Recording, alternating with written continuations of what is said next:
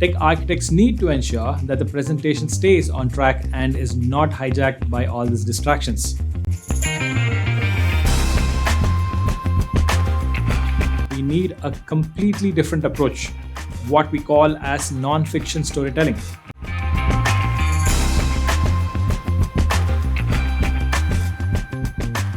If you're a tech architect, you could perhaps see yourself as a detective solving technical mysteries for your clients.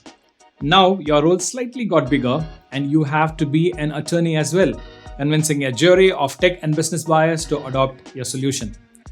While solving the mystery has never been the issue, getting consensus from the jury definitely is, especially when emotions come into play, whether it is the intellectual pride of the tech buyers or the insecurity of the business buyers. This is further complicated by cultural issues such as lack of strategic alignment, resistance to change, and the typical "this is not how we do things" and so on. In spite of all this, tech architects need to ensure that the presentation stays on track and is not hijacked by all these distractions. So how can we do this?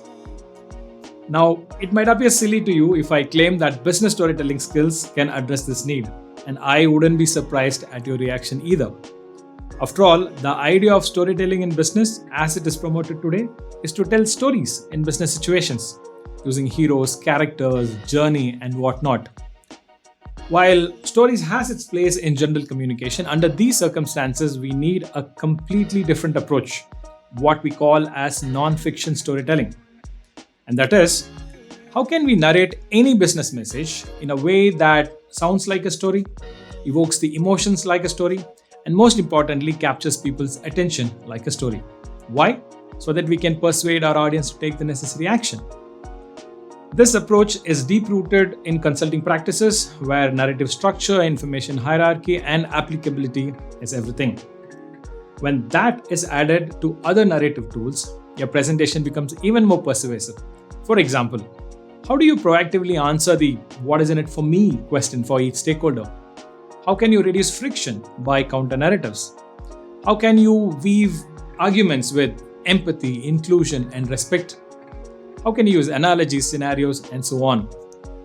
Now you will have a business story where everyone naturally pays attention, feels included, thereby increasing your chances of success.